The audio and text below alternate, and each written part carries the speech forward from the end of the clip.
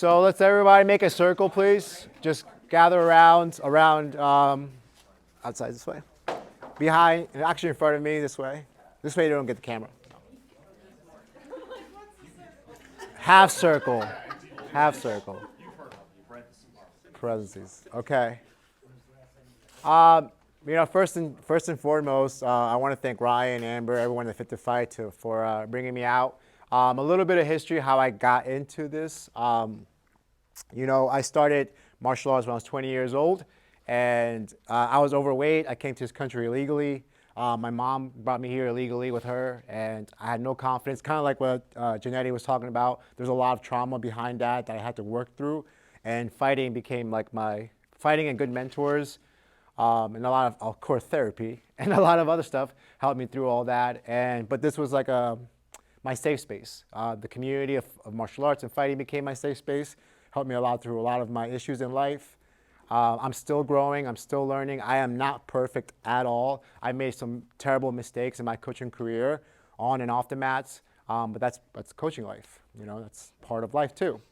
As I progressed, I got a little bit of dabble of Krav Maga back home. And at that time, I was fighting actively. So I was doing kickboxing, Muay Thai, MMA, Jiu-Jitsu. I was doing it all. And at that time in my life, my goal was to be in the UFC. That was like my mind focus. And like what Janetti was actually saying, like if you're training a lot, you're avoiding some things, right? You're like, you don't want to deal with other stuff. So that was like my goal at that time. And someone asked me when I was teaching that time, like, well, what if someone has a gun to your head? I had no answer. So I was just like, maybe I should take a class or two, maybe figure this out. I visited a gym, and the good thing about fighting sports, it really does humble you. And so I went to another school, and I told them, hey, I don't know about these things. Can you help me out? And then we're going to talk about also bad coaching. So I went to that school, not affiliated to this, but I went to that school, and they were very egotistical because of my background. They didn't accept me as quick. They were like, oh, well, because you're blah, blah, blah, it just wouldn't work, or blah, blah, blah. But I kept my mouth closed, and because it's not my house, not my place. You guys do what you do. So I attended a few sessions, but in my gut, it just didn't make sense. They weren't sparring. They weren't grappling. They weren't having the hard conversations about situations. They weren't having all these what ifs, or not what ifs, but it's more like it depends, right? It was just like, this is what it is, and this is what happened. And it's just my gut just was like, I don't know. I don't feel like this is the right thing for me. And once again, at that time in my coaching life, I couldn't really be verbal about things. So I just told them like, hey, I got a fight coming up. I can't train anymore. I got to focus on my fight career. But actually I should have been like, I think your shit sucks. That's what I should have said. So that was a chapter of like Krav Maga and any self-defense scenario. So I just kept on teaching Muay Thai, Jiu-Jitsu, MMA, pretty much CrossFit, yoga, like all the certs. And then a third party, through the Fit to Fight, she came train Muay Thai with me, and that's how it started, through Ryan. And at first I was like, oh, what's that? Krav Maga? Like I already had an experience with that, and I'm like, I think that's bullshit. But she's like, no, you should actually give them a chance, talk to them. And then I met her partner at that time, and he was cool as fuck too. So he was like, yeah, actually I'll grapple with you, I'll spar with you. I'm like, cool. And then that's how it started. And then I started seeing videos and started listening more, and I was like, actually, I like what they're doing. Actually, this makes more sense to me in a way of approaching of self-defense. My model is Muay Thai is for everyone. What happens often is people think Muay Thai is just a sport. It is a big part of a sport, but Muay Thai is for everyone. It's a practice, it's a martial art, and it's a sport. And you just dissect it to whatever you want it to be, right? It can be the component of application of sport. It can be the component of a martial art. You can take some tools from this and adapt it to your self-defense scenarios or systems, or it can be just a fucking practice. You can just like to train. You just like to hit stuff, right? Or maybe you like the practice of the culture or the traditions of Muay Thai. So you can take it any avenue. But what we see often is the sport, or most likely in your environment will probably be MMA, right? MMA is not Muay Thai. MMA is not Muay Thai. Muay Thai is its own style. And it's a very small community. It's a very small culture. We're very proud of it. I'm only trying to be a good steward about it. That's all I am. My goal in Muay Thai is just be a good steward to the practice and to the art. I've never fought in Thailand. I've been to Thailand numerous times. I've been training with a lot of great coaches across the country. I don't need to name drop because that doesn't matter. I've built up a lot of competitors, even world champions. But at the end of all this, I'm just trying to be a good steward for Muay Thai and share its growth and knowledge and hopefully benefits people in their life. Cool? All right. What we're going to, yes? Sorry, just quick. Can you tell us what it is about Muay Thai that drew you to it and why you have the passion for it that you do? No. Thanks, Ryan.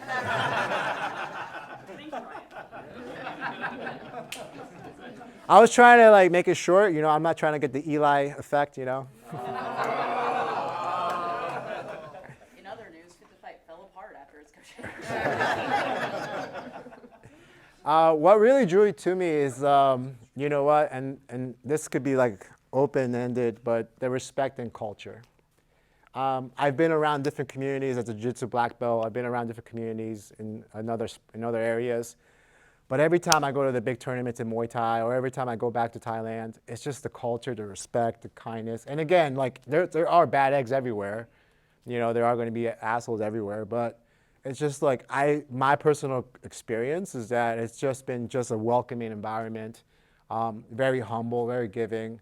And so that's what drew me really to it. And sometimes when I went to MMA events, there would be douchebags a lot there, that ego thing. And then I go to jiu-jitsu tournaments, a lot of politics. There's more politics in jiu-jitsu than the White House, So I just like Muay Thai because of its practice and its straightforward approach.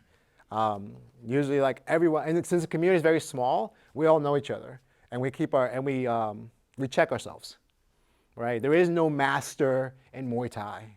Let me first say that. There is no master in Muay Thai. There are people who've done it for a long time, but most of us, we just call ourselves coaches. Maybe crews. And if you say crew, it just means teacher. That's all it really means. You're not above anyone. There is no master. You go to Thailand, no one calls themselves master. No one calls themselves crew. You don't dare to do that because it doesn't deserve. It's just a practice. It's just like a tennis coach. I ran along. But yes, that's why. The first couple of drills we're going to do is I'm going to teach you guys about range. And then we're going to get into some sparring applications. And I'll talk a little bit about some exercises and drills that help me with a lot of my students. The apex of when I have a student come in is have them spar and be a good sparring partner. So every time my blueprint is how do I get from this person to be a great sparring partner for this person. That's how my pathway works. So we don't have a lot of time, but I hope we have enough time to show you guys the exercise, the drills, the communication skills I have that can help you through that. And if you hate sparring, this is great because you're doing the thing that you fucking hate. Well, we'll get you even better. Is that clear? Yeah. Okay, so we're going to start just shadow boxing a little bit, warming up, and then we'll get to it. Got it? 1, 2, 3. Actually, stop this for a second. When you guys go 1, 2, 3, what do you say? Woo! I love that. We're going to change that. We're going to say, OA. You guys know what that OA means? In Muay Thai, you'll probably hear this often. It's like when someone scores a really big shot, a big kick, big knee, big elbow, they say, OA. All right? Yeah? All right, let's try it out. Ready? 1, 2, 3. OA. Let's go. Shadow box. As you're shadow boxing, listen to my voice. As you're shadow boxing, listen to my voice. If you want music or anything, just let me know. Up. Good. Short exhales on your strikes. Keep the head down. Let's keep your front toes at 12 o'clock, your back toes around 2 o'clock. Hips over the shoulders.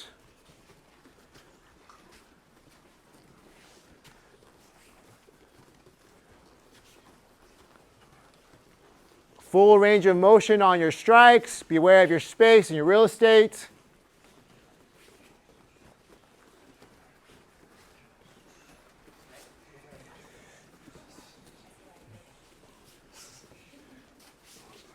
Keep shadow boxing, but here are my instructions. Lead hand and rear leg only. Lead hand, rear leg only. So start thinking about some setups, some combinations you may know, or some defenses from the lead side and the rear leg.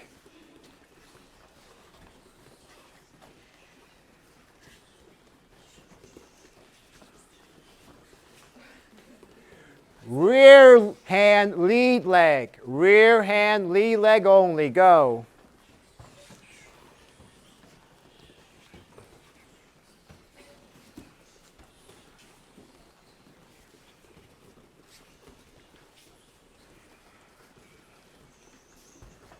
Let's keep the hands up and the head down. Very nice. Boxing only.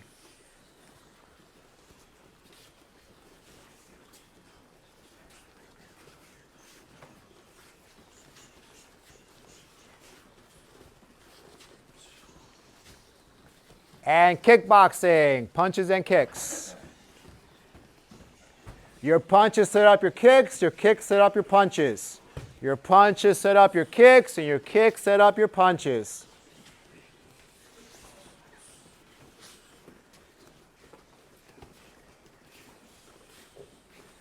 All weapons, elbows, knees, punches, kicks.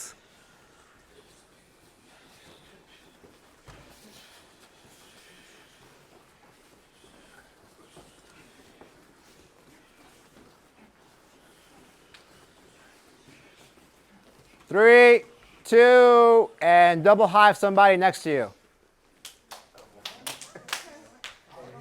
Okay.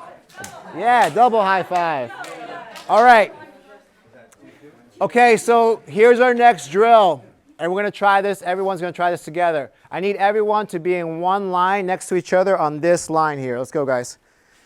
Fill the gaps. Connect the lines together. Okay, everyone move all the way to the wall mat. So here's your task. What I want you to do, as best as possible, I want everybody to walk in the line, ideally together, down to the other side. I'm looking for you guys to be synced up by walking down from that corner of the end to this corner of the end. Ideally at the same time, you should try to land on this side. Do you guys understand what we're doing? Yes, sir. Is that clear? Cool. Press left. Press left. Ready? And go.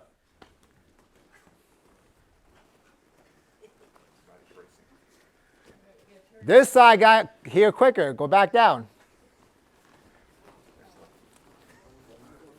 Let's try that again. Yeah, so let's problem solve this. How can you guys all organize yourselves? What can you do for you guys to get from that point end to this point end together ideally at the same time? Count it out. Cadence. Okay. I need a volunteer. Who's going to start the count? Let's do it. Come on, y'all. All right. All right, let's do it. Go, Marine. Ready, step. Left, right, left. Y'all, come on, right. And back.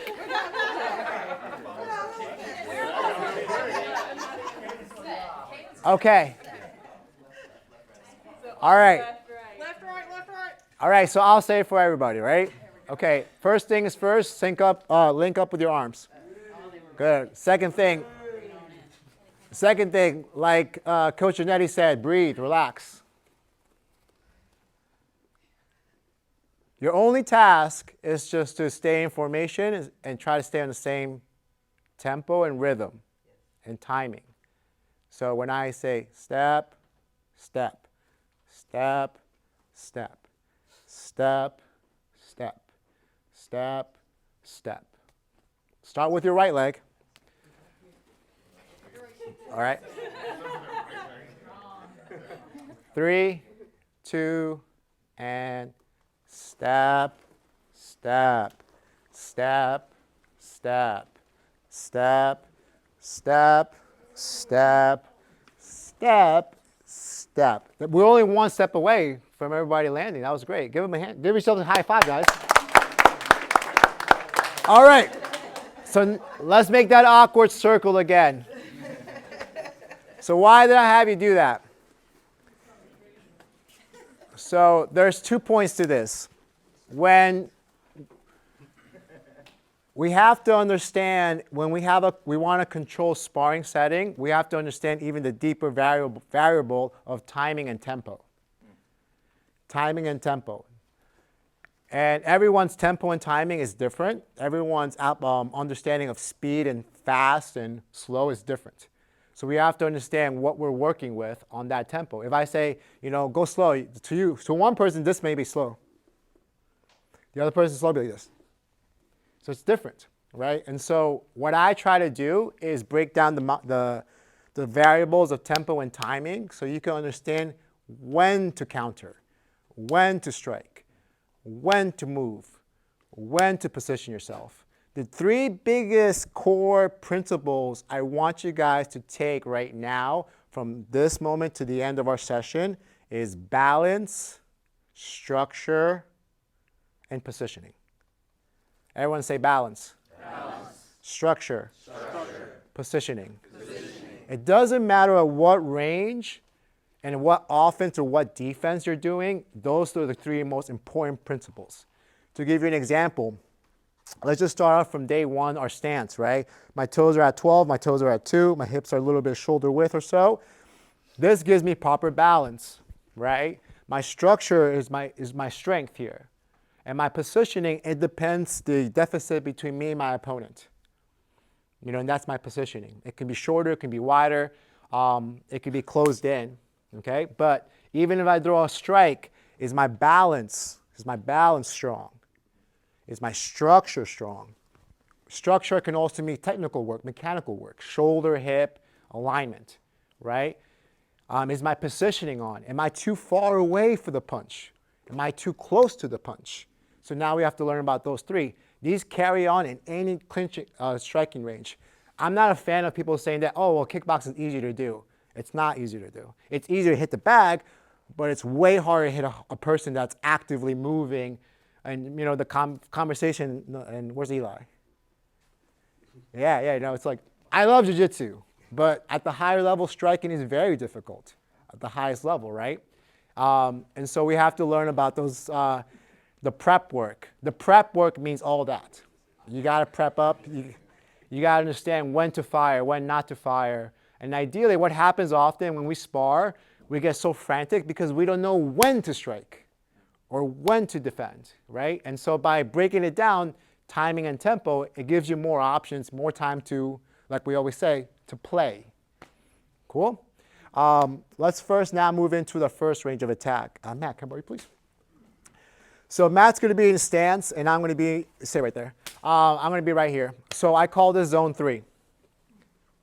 So usually when you get somebody in the door, they have most of the time, no understanding of range, right? So I like to isolate it and make it easy, super easy for my beginners. Even my guys, I call them, I need you in zone 3. I need you in zone 2. We got to transition from 2 to 1. But 3 is kicking range. So just kind of arm block a little bit. This is kicking range, right? This is touching range, right? This is touching range, right? This is teeping range. So I'm outside, okay? Zone 2, I'm here. More of the boxing range. This is where you do your split punch. This is where you do your split punch. This is where you do your body shot. This is where you step in with the elbow. This is where you hand fight and then step in with the elbow. Zone 1 is clinching range. That's when you start looking for the knees, the elbows, the turns, the knee, elbows. 3, 2, 1. You guys see that? So usually when I coach, I need you guys in zone 3. So everyone knows that that's the outside range. You're looking for that prep work, the outside work. So the first drill we're going to do is Matt's in his stance. I'm in my stance. So partner A and partner B, also red corner, blue corner, whatever. Partner A, you're just staying in that range and firing strikes at a very slow tempo. Very slow tempo. He's just my partner that's receiving the action, okay? And then I'll say switch jobs. So then he's going to fire his ranges, okay? So what it will look like if I'm in my stance here, right? Zone 3, so I'm here touching, right? Touching, touching, touching, touching, touching, touching, touching, touching, touching. You see? I'm still trying to maintain that zone 3. If I start finding myself really clogged up, then make the adjustments, right? If you're a partner, give your partner success. Maybe move back a little bit to work on that range. Is that clear? Okay, ideally I want you guys to pair up around the same height though. This is what happens often is because someone's range is different. It's hard to dissect it because someone's tall and someone's short. But what I try to do is I try to pair them up, ideally maybe an inch or 2 inches from their own height. Got it? 1, 2, 3. Grab a partner.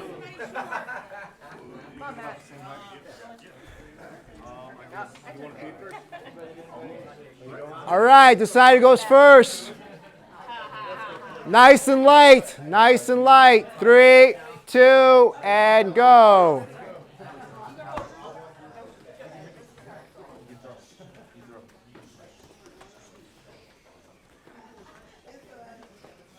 Add a little bit of pauses in between your strikes. Add a little bit of pauses. Check in with your balance. Check in with your structure. Check in with your positioning. You can throw any long attacks.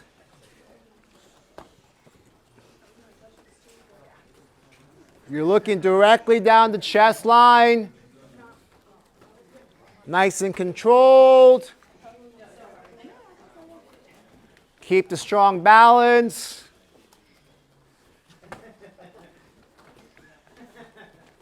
And switch jobs. Now your partner goes. Nice and relaxed. Not too far, not too close. Using your long weapons.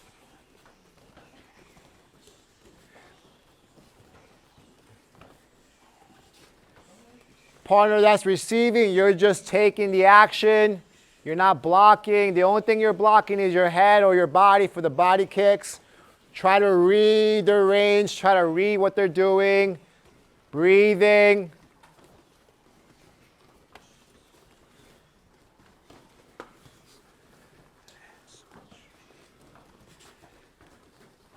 Switch jobs again. Last one. Exhale on your strikes. Nice, guys.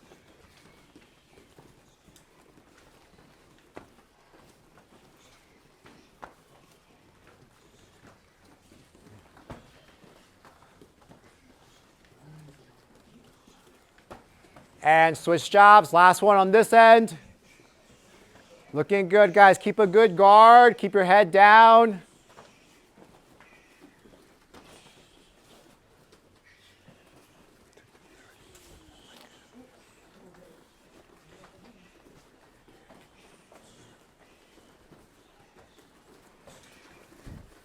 And time. Good. All right, great. So how did that work? So that worked well enough for you to understand that this is when you kick and this is when you not kick, right? Adding pauses is great, right?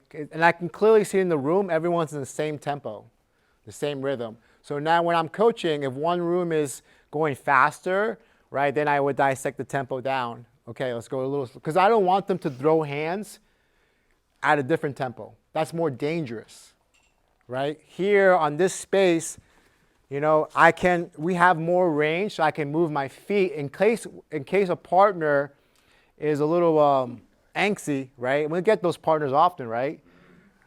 It'd be more dangerous if I'm here, right? I have to first dissect that they understand tempo and timing and control from here first, before I let them start boxing. Here I have enough time to evade something a lot better and a lot easier.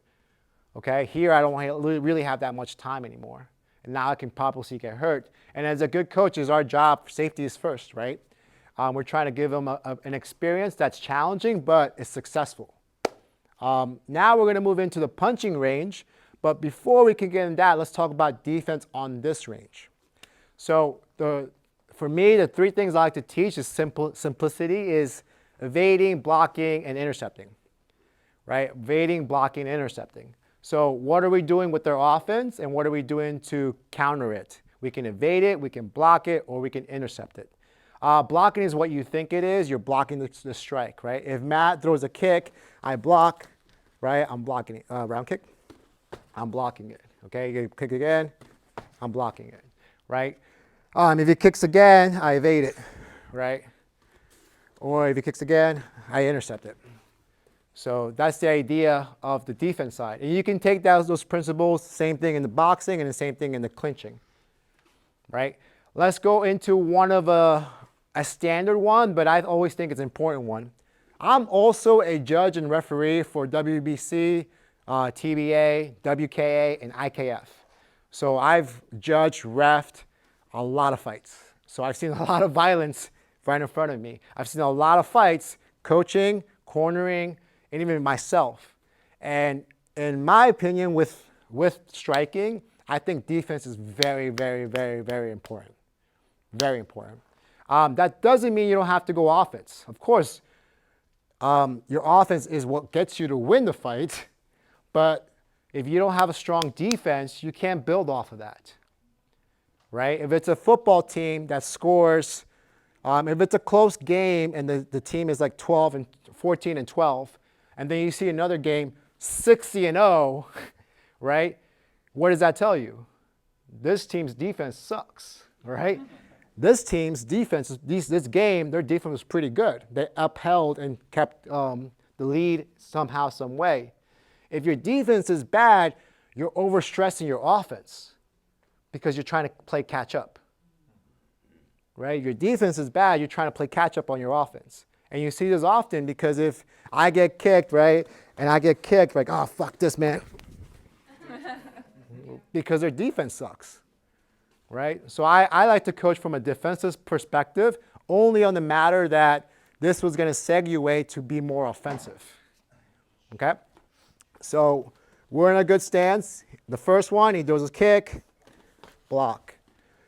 Let's catch this one. So second one, he throws, I catch. Okay? So when I catch, making sure my shoulders shrug, my hands up tight, no water leaks in here, super tight, and I'm here. The third one, we're going to teep. So I always prefer the lead side. Your lead side is going to be your longest weapon, right? Your lead side, your lead hand, your lead leg is going to set up everything on the rear. I promise you. Okay, this side is always going to be the probing, leading side. So I'm a big fan of the lead teep. So we're here, he does kick, I teep, and just get him off balance a little bit, okay? We're trying to off balance them. We're trying to break the structure, and we're trying to gain position. So you reverse the whole thing. You're trying to off balance them, break their structure, and put them in a bad position. So 3 reps. First one, he kicks, I block. Second one, I catch. Good. And then third one, I teep. Whoop, bad timing. Good. Kick, teep. Understood? The tempo, the feed is slow. This way, the success rate is high. Build off of this. Once you got your 3 repetitions, then your partner goes. Do you need to see this again? Are we all good? Okay, 1, 2, 3. All right, let's get it, guys. Round kick only. Feed the round kick only. Block, catch, and teep. Very nice. Yeah, time to teep, time to teep. Yes.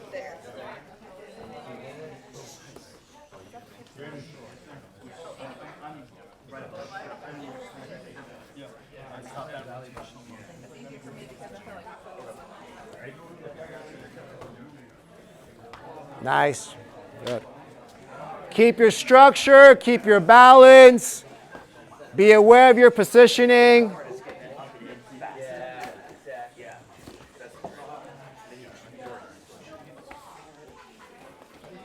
If your teep's not landing, make those adjustments. Your timing might be off. Your positioning might be off. Your read might be off.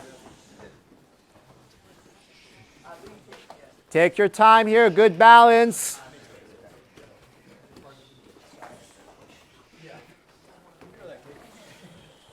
I'll maybe supervise here, but. Nice teep, beautiful. Teep is everything.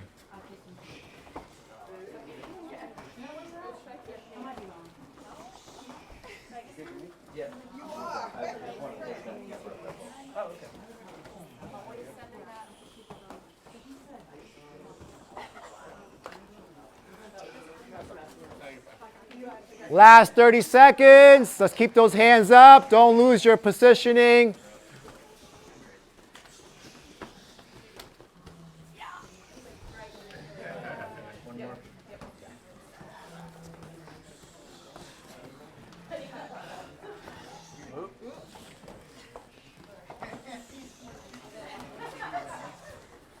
And time. Okay. So zone 3 doesn't only have to be kicking. You can also do probing jabs, probing hooks. Probing jabs and probing hooks are not the knockout shots. They're not the 90-degree angle. They're more just a touching their hands a little bit, touching their guard a little bit to see what the reaction is. What are the responses off of this, okay? Most of the time when there's classes in Muay Thai. So there's baseline point Muay Thai, scrimmages, smokers, Class C, Class B, Class A. Class A is the pros and guys who has more than 10 fights. And it's like there's like the high numbers guys. Point is like the most beginner stages of 1 minute 30 mat, 1 minute 30 rounds, 2 rounds, the most lowest, right? And all those three, and all those levels, the key component is the teep. The teep, man.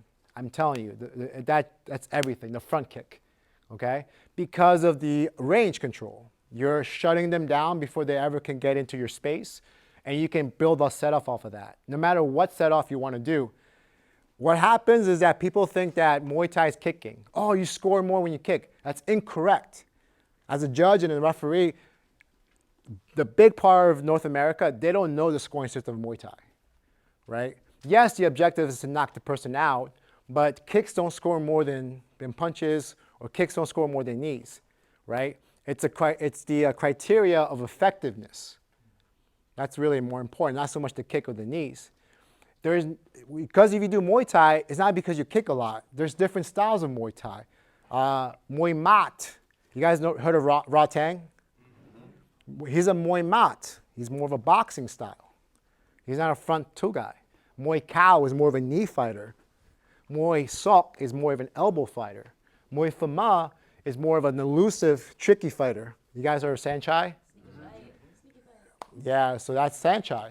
So it's not like a Muay Thai style is a kicking style. No, it's different styles. It's an umbrella of different styles. And within that style, there's more umbrellas of styles. Is that making sense to everybody? Okay, so let's probe a little bit. And I like not to use gloves because what happens is when we put on gloves, we try to smash each other's head. So a little open hand allows you to understand the deficit between you and your partner and the control you have of yourself.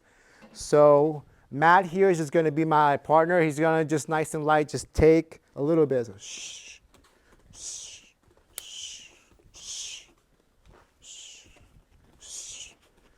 shh. You see? So I'm not stepping in with the twos yet or anything like that. I'm just managing the space, probing. You see?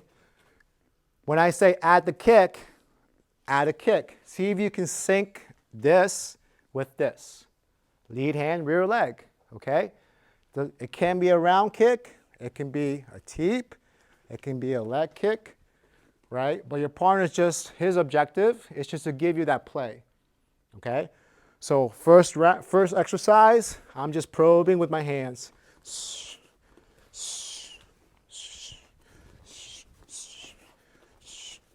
Then I'll say add the kick.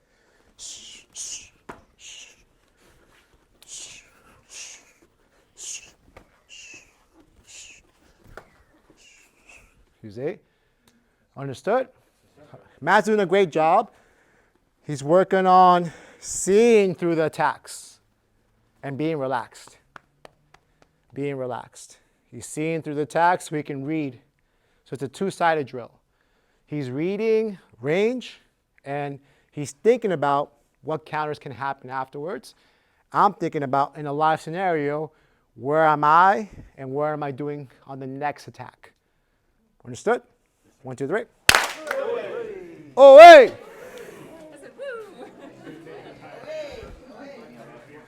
All right, let's go. Nice and easy. Somebody starts first.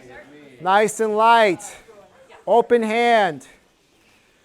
Touch, touch, touch. Straight to the body is another great probing tool. A jab to the body is another great probing tool. Maintaining that zone 3 distance. Maybe pairing them up. Watch that rear hand.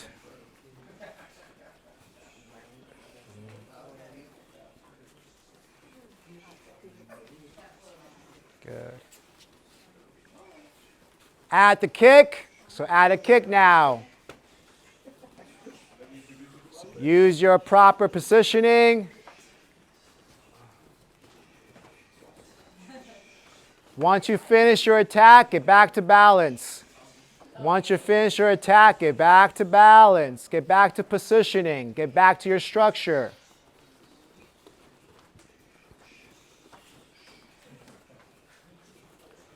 Switch jobs. So now your partner goes. Nice and easy. Same thing. Touch, probe.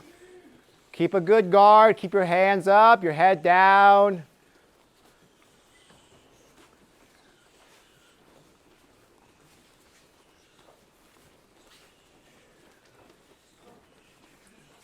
Nice. All right, let's score the kick now. So use that lead hand. Try to score the kick. Very nice. That's it.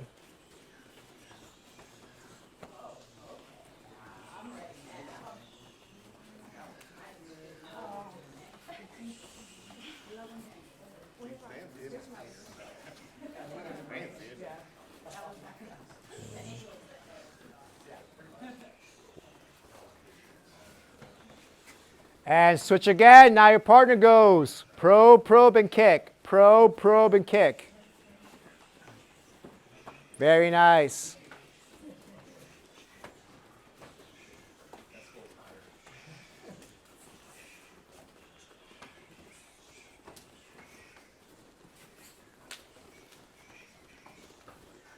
Away.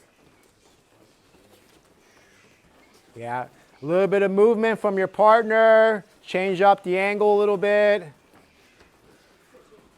And switch jobs.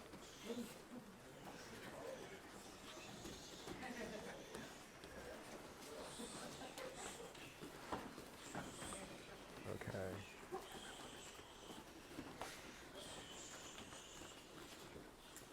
Yeah, a little too jammed there. Yeah. And time. Good. Can I have you guys do it real quick, please? Yeah, you guys did a good job. So, eyes here, please. So, you're going to be just taking it, and you're going to be just probing and kicking that. Okay. And go. Very nice. Mm-hmm. Mm-hmm. Mm-hmm. And switch jobs.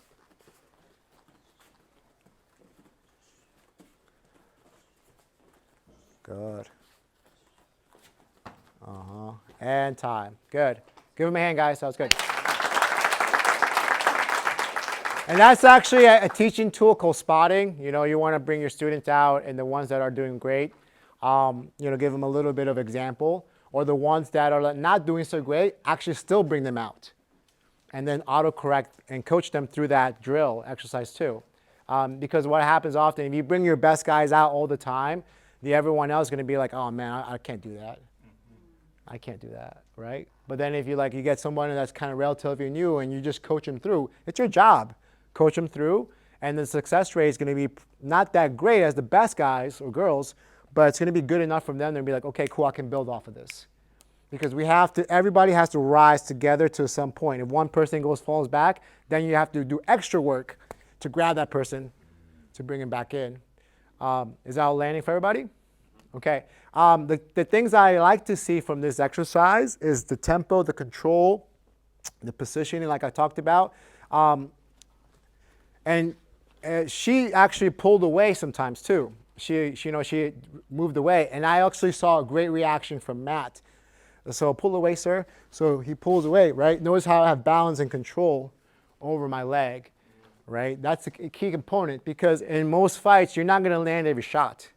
It's impossible to land every shot. So you're also learning how to maintain those three principles when you miss the opportunity, right? If Matt moves back and I try to teep, okay, cool. I can pull myself back in position. All right, thank you, sir. With that positioning, then we talk about setups, combinations. I don't get into combination talk anymore. I can teach you 1,000 combinations, but if you don't understand these simple principles, then you can't build off of it.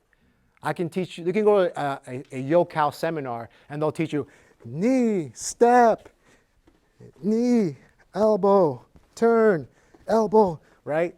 But it's a sequence, yes, of course. And beginners need that pathway of structure, of course. Give them that. But when you start moving into the sparring realm, it doesn't look like that, right? And you have to be honest with yourself. So I try to teach from that range, from offense, defense, defense, offense. In fighting, in my experience, there's two roles, lead and counterer.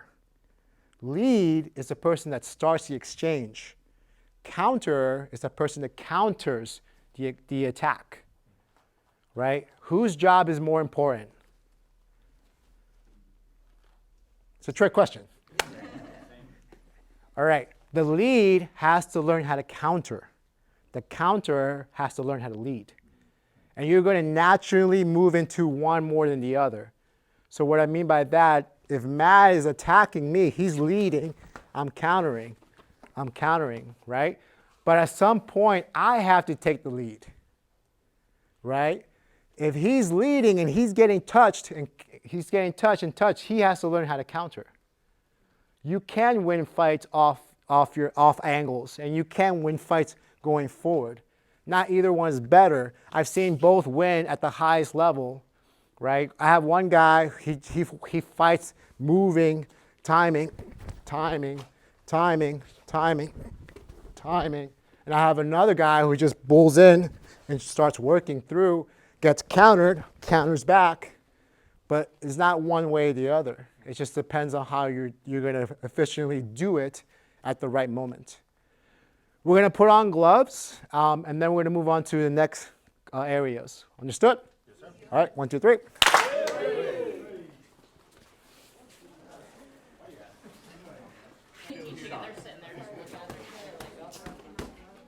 I say go yet? No, you can't go. All right, so let's come back this way. We sparred yesterday, right? And when we were sparring, at any point did you feel like I was going to hurt you? No. Okay. And what did I land on you when I was this close? A lot of short stuff. Like, you'd land, but he had elbow pads on to preclude that. He had elbow pads on. So he's landing a decent amount of elbow shots and, almost forearm shots, too. So. Right. Thank you. So, that's what distinguishes Muay Thai from kickboxing. And that changes fights quickly. Most of my scars came from elbows. I really feel like out of being thrown on my head, kicked in the body, having my arm broken, the worst thing I ever felt was an elbow, a straight hard elbow. That changes fights. If someone's blitzing with their boxing, just stepping in, bang, they're just like, what the fuck am I getting myself into? So I have my guys and girls do elbow drills. I have them do elbow pads, but it goes in the context of control again, tempo, right? It has to work that way. But I have them do that because they're well adjusted to any angle. My guys and girls can kickbox, they can box, they can Muay Thai, and the ones that do a little bit of grappling can do MMA too. But I want to teach them at all angles that they can fire and be offensive at any angle. It takes time, of course, but it has to start somewhere. And at any point when I was boxing you, elbow you didn't feel any damage, right? And it was all just timing and controlled. The next thing is, this is where people get hurt. Right here. And so I don't want to take credit for this. I went to a USA boxing course. I got my level 1 in USA boxing, and this is where I got this from. And if you guys don't know, Colorado has in Colorado Springs is the Olympic Training Center. So, and as a good coach, you got to keep learning, keep learning, keep learning, keep learning. So the first time I went there, they had a big U.S. national world team kind of tournament in Pueblo, Colorado. And I heard about it, and I was like, I'll volunteer. And they're like, well, we need someone to literally clean the fucking ring and sit down with, and I kid you not, sit down with the bucket and the thing there. And I was like, I'll do it. I don't give a fuck. I want to see how these coaches are doing it and how this is run. So I went to the Olympic Training Center. You know, I did my background stuff. And then when the tournament there, like China, all these other countries are there. And I'm just sitting there listening to all the coaches and how they're coding. And a part of that was like the development of youth, right? And so if you have kids program, this may be a good tool to have too. So this is how it works. Get closer. So going off the tempo and timing drill, so we're both in our position here. Our objective is to maintain our structure and our balance as best we can. I'm going to throw a punch off my tempo. 1, 2, 3, 4, 5, 6, 7, 8. Do you see? So that's the tempo I want. Okay? This is the first tier. All right? He's going to fire the same tempo. I'm going to say it because he's demonstrated, but we'll know the same cue. And go. 1, 2, 3, 4, 5, 6, 7, 8. Okay? Then I go. 1, 2. Notice I'm mixing up the patterns. I'm not saying left hook, right cross. So he's reading, okay? This is where we're going to start off the first tier. So you're going to be partnered up, and I want everybody to be in a line like we are here, facing each other. Once you're in line, don't start. Listen to my instructions. I'll tell you when to start. I will sound off the tempo. Is that clear? Yes, sir. Okay. Find a partner.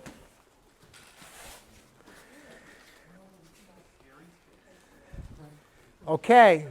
So let's check in here. Check your front toes are at 12 o'clock. Your back toes are at 2 o'clock. Your structure, your balance, your head's down. Your hands are up. Okay, so the side that's facing the cage, that's facing the camera, you're going to go first. You're going to start on my count. If you're just half a second late, that's okay, but just try to stay within rhythm of this. Ready? Which side is going first? Thank you. Ready? And 1, 2, 3, 4, 5, 6, 7, 8. Beautiful. The side that's facing the wall mat, it's your turn. And 1, 2, 3, 4, 5, 6, 7, 8. Okay, now we know what's up. Your defense, you can evade now. If you know how to pull back, if you know how to slip, that's fine by me. Do not duck. Do not duck. Do not duck. This is how injuries happen. Okay? You can slip, you can roll, you can evade, you can shell. Not a problem. Same tempo. Here we go. 3, 2, 1, and 1, 2, 3, 4, 5, 6, 7, 8. Beautiful. Now the other side goes. Ready? And 1, 2, 3, 4, 5, 6, 7, 8. Good. Give each other a high five. Stay where you are. Okay. Now, the tempo is going to go quicker. That doesn't mean you're going to hit harder. Are you going to block all those strikes? No, you're not. And that's how fighting works. You're not going to block everything, okay? It's how you respond after you get hit is what we want. How do you respond? If you get tagged and you're doing this, we're on the wrong pathway. If you get tagged and your other hand does the other part, catches the other punch, you're on your way to salvaging the position. The tempo is going to go faster, but that doesn't mean you have to go harder. Here's the example. 1, 2, 3, 4, 5, 6, 7, 8. Okay? All right, the side that's facing the cage is going to go first. Take a big inhale. Exhale out. Just like Coach Netti said, right? It's breathing. It's all about breathing. The side that's facing the cage, remember, you're going to go first. The tempo is a little quicker. In 3, 2, and 1, 2, 3, 4, 5, 6, 7, 8. Beautiful work. The side that's facing the wall mat is going. Here we go. In 3, 2, and go. 1, 2, 3, 4, 5, 6, 7, 8. Now we know what's up. We're going to continue this drill. Side that's facing the camera is going to go. And 1, 2, 3, 4, 5, 6, 7, 8. Ready? And 1, 2, 3, 4, 5, 6, 7, 8. Ready? And 1, 2, 3, 4, 5, 6, 7, 8. Ready? And 1, 2, 3, 4, 5, 6, 7, 8. And give each other a high five. Okay. All right. Let's separate for a second here. So guys, you can see me. But remember the line drill because we're adding on to this. So now, the components to this is if you're a beginner, you feel you're having a drill where they feel comfortable here. This is where it makes people very, very uncomfortable, right? It should, because this is where you're going to get knocked out, right? But and we've been talking through this whole seminar about being uncomfortable and going to the uncomfortable. This is where you ideally want to feel comfortable, and this is where ideally your defense should be somewhat dialed in better.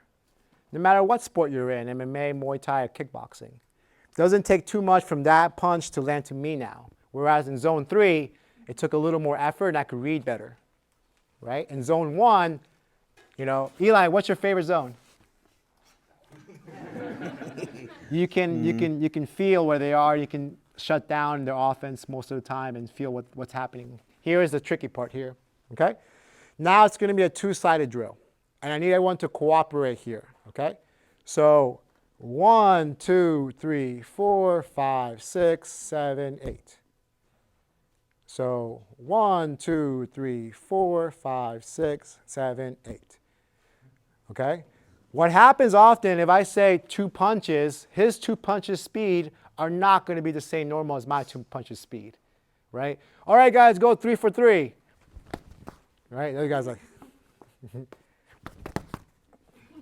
it's like we're not on the same beat. We're not on the same pathway for us to build this.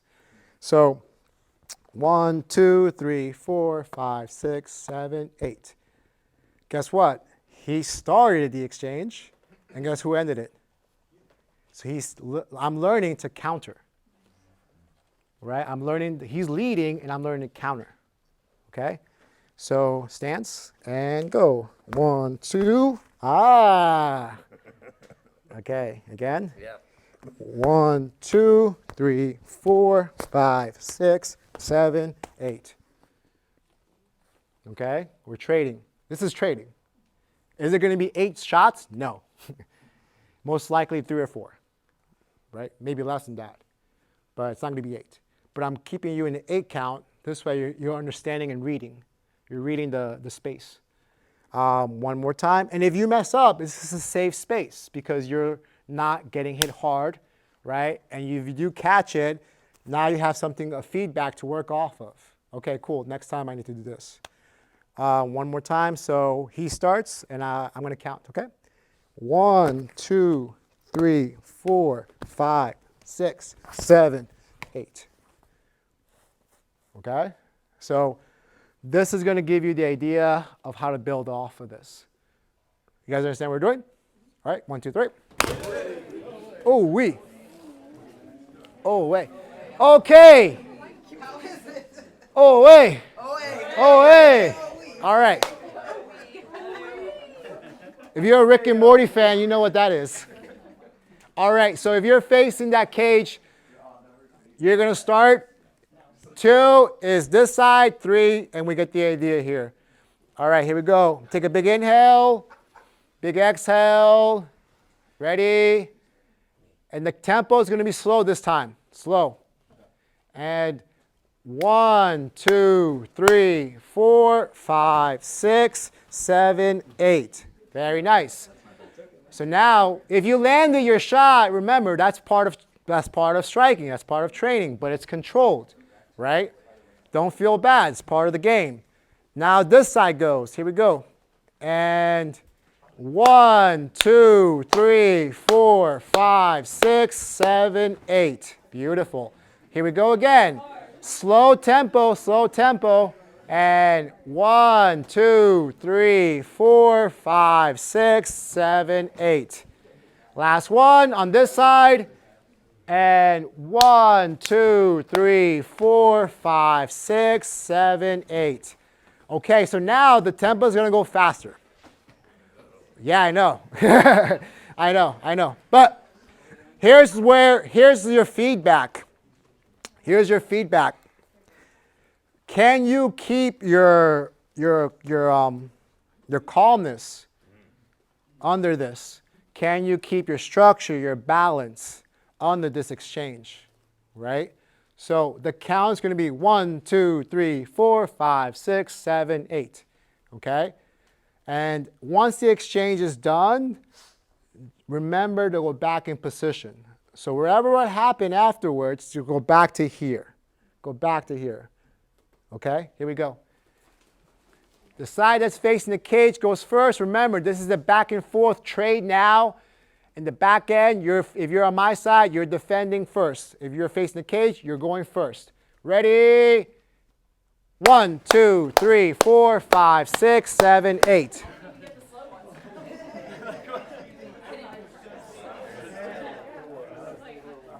All right, the side is facing the wall mat. Here we go. 1, 2, 3, 4, 5, 6, 7, 8. It's not bad. We're on the same beat in a way, most of us. Last one. And 1, 2, 3, 4, 5, 6, 7, 8. Last one. Here we go. 1, 2, 3, 4, 5, 6, 7, 8.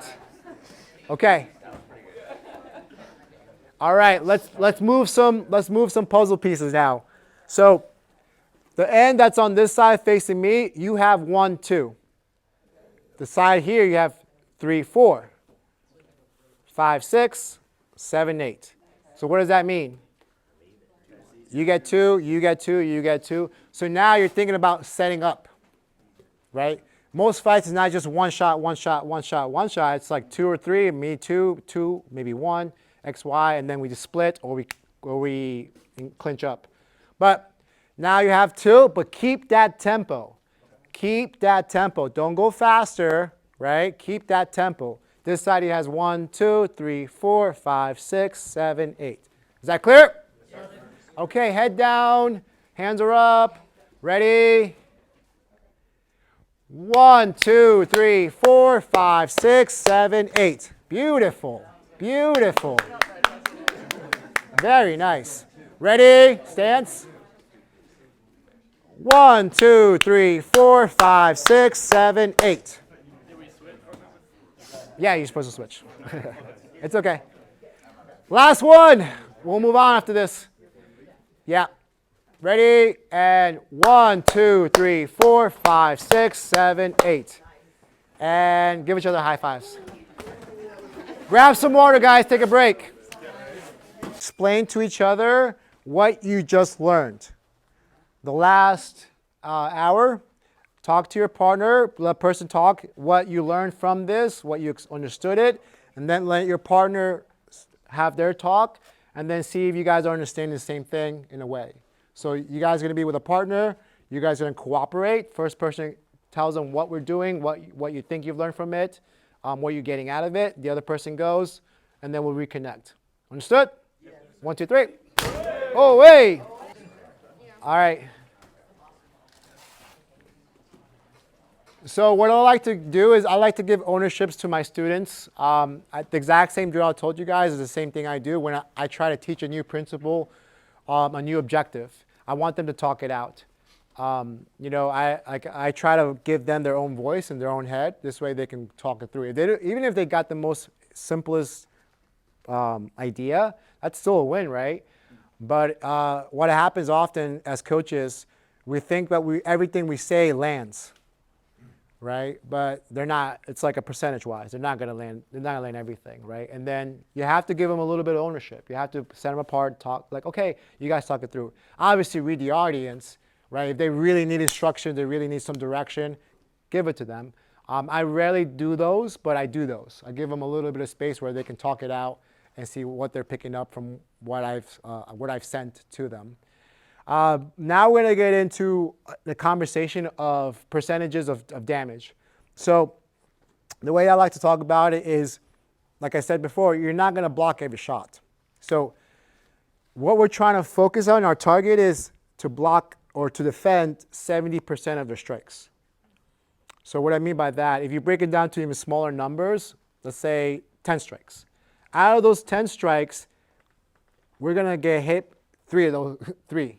The 7, we should try our best to block and defend.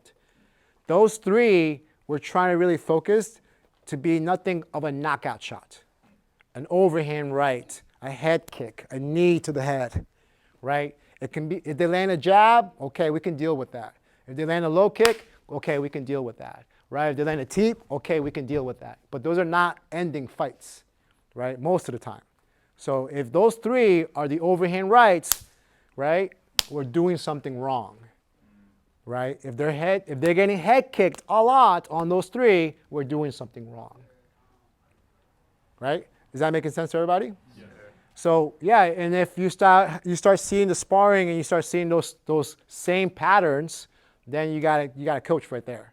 You gotta make that correction over there. If the overhand's landing over and over and over again, like, we gotta fix that. If the jab is landing, you can't deal, like, that's okay. The jab's going to fucking land, right? That's okay. If the low kick lands, that's gonna happen, okay? But you can't be fixated on every single one. Like, oh, I don't want you to ever get hit. That's impossible. It's impossible to coach that way. The conversation now is gonna be moving into exchanges of different zones, right? In Muay Thai, like I said before, in traditional Muay Thai, we don't really do too much bob and weaves, right? But it has application to it, right? It does. I'm not saying that I don't teach it. I teach it, of course. But you have to just be mindful of what the framework is, right? If you keep dipping, what do you think is going to happen? Yeah, I've seen it plenty of times in tournaments. A good read, a guy's reading that dip, he's reading the dip, the coach gives him the cue, fighter goes, crack, head kick, right? And the crowd goes happy, everyone's happy, coach runs outside the ring, picks the guy up, poor fucking kid is out, right? Coach did a fucking bad job. The coach did a fucking bad job. I've seen my guys get knocked out, and I walk with that trauma, and that's mine. The wins are for them, the losses are for me. The wins are for them, the losses are for me. And so that takes ownership, like we talked about with Coach Giannetti, is taking ownership about everything that goes on the mat, even at the lowest level, even if they're just starting sparring to when I'm in Wales for the World Championships. So we got to take ownership in all those levels, okay? Now we're transitioning. So my style is I'm not a huge boxer. I like to kick. That's just how my competitive career was. And I had to box to shut down the boxing. And the way I shut down the boxing was elbows. right? Elbows shut down the boxing. That's kind of what I did to you. Over time, you start reading these patterns, right? As a good coach, you're doing pattern recognition, right? And so over time, you start reading people, and same thing in jiu-jitsu, right? You start reading those patterns. So from that punching range, and then I'm going to segue a little bit off, just off like the more into the traditional Muay Thai. We do what we call long guards. Maybe you guys heard of this before, right?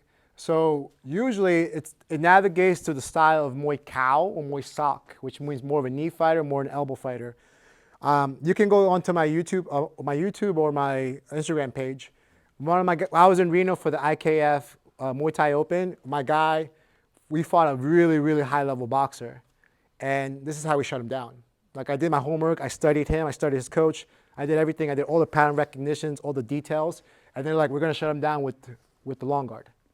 So first thing is you never want to reach in the beginning days, right? If you're reaching, then you're going to be exposed. But there is a way to do this. Once you learn the rules, you can bend the rules, right? So my head's down, my head's down, my shoulders are high to my ears, my hands are kind of touching his hands. What that shuts down is the boxing. Now this is not forever, right? This is never one position because his hands are going to move. Go ahead, move.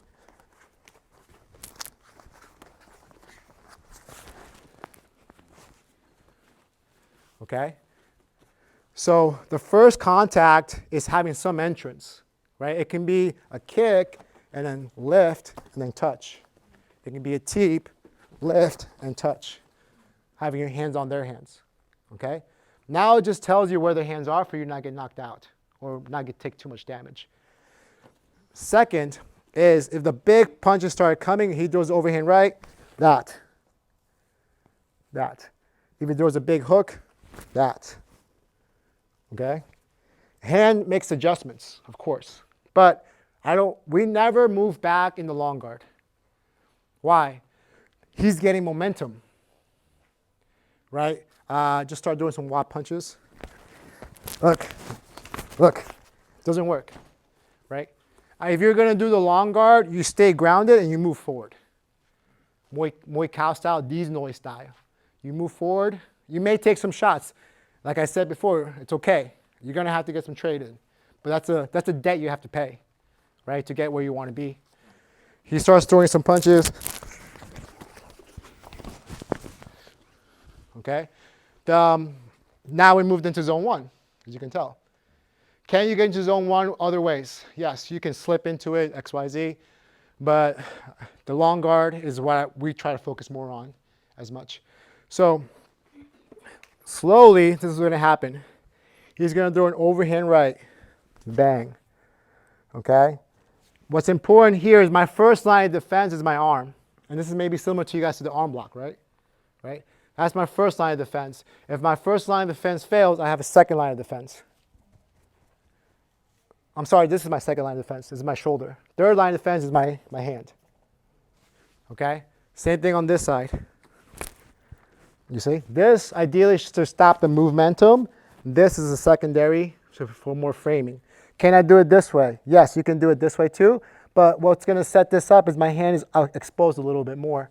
But this, right, I can step in into that gap, overhand right, here. I'm telling you, a good elbow shuts down a boxer because they're going into it, right into it. So we're moving off the tempo. We're moving into transitioning, okay? So he throws the overhand right, bam, here. Legs strong, structure strong, balance strong, right? Goes back, throws a hook, bang. And I'm trying to aim for that top pec shoulder position. Palm is going to be like this. My Buddha palm is turned out like this, here. Not like this. Never like this. Always like this. So he throws a hook, bang.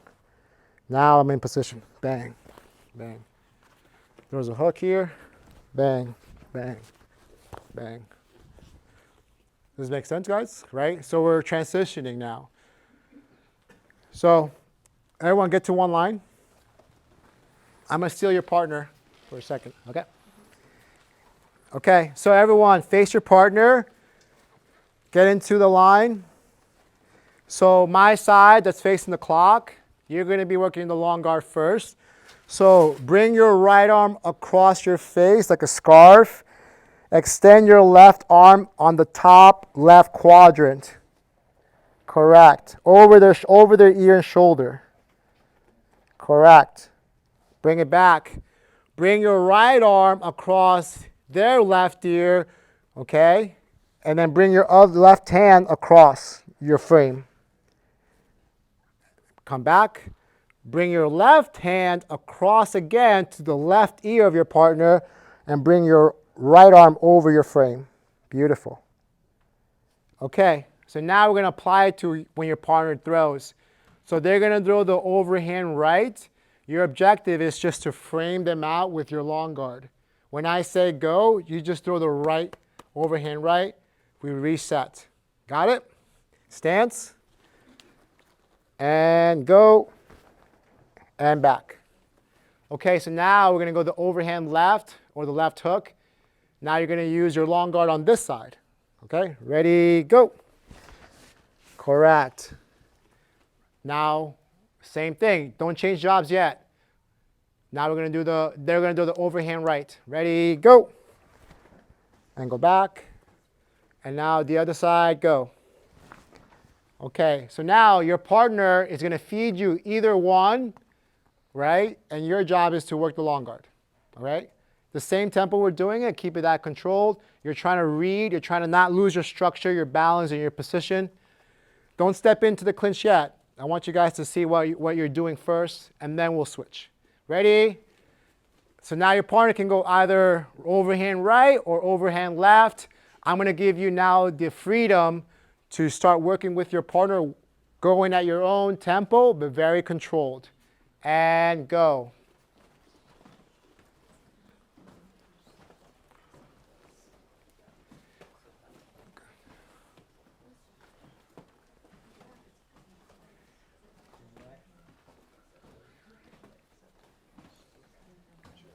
Yeah, protect your head, frame that out.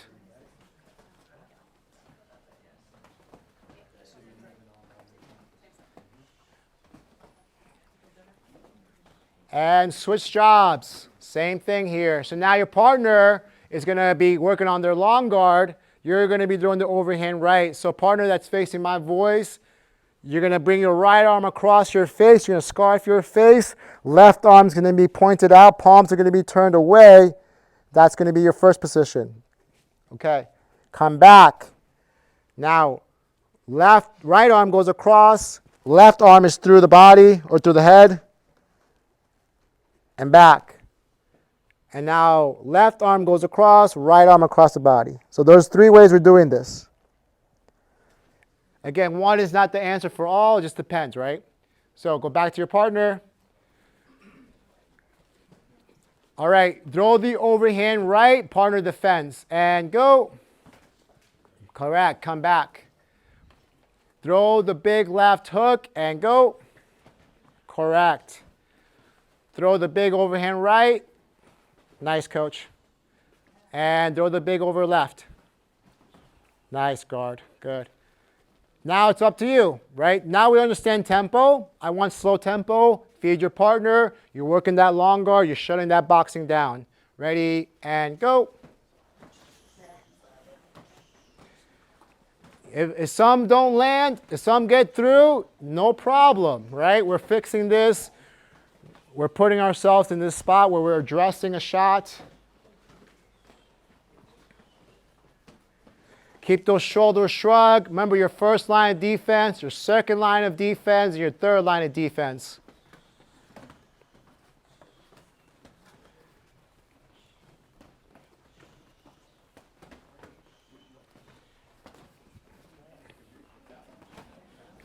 And time. Cool. All right. Who has done this before or something similar? Cool. Go. Yes. So I was confused about this one. Which one is this one for? So, okay, come here. So this is a great question. So when I explain, I give pauses, right? Because like if I get right into it, then everyone's like, oh, I just give a little bit of time for that person to feel a little more relaxed. And you notice how I ushered her to the center, right? And I ushered her nicely. I wasn't like, come on. Like how I do. Yeah. That's how I do it. You know, the more violent you get, the more like chill you get. I've noticed that within myself. The less I have to, and it goes back to not faking the funk, right? This is who I am. So.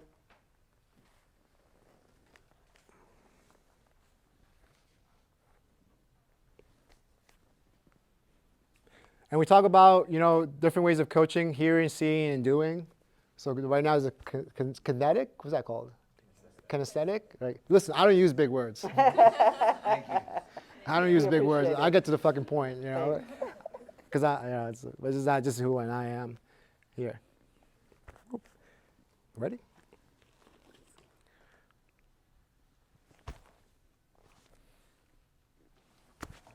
Mm-hmm.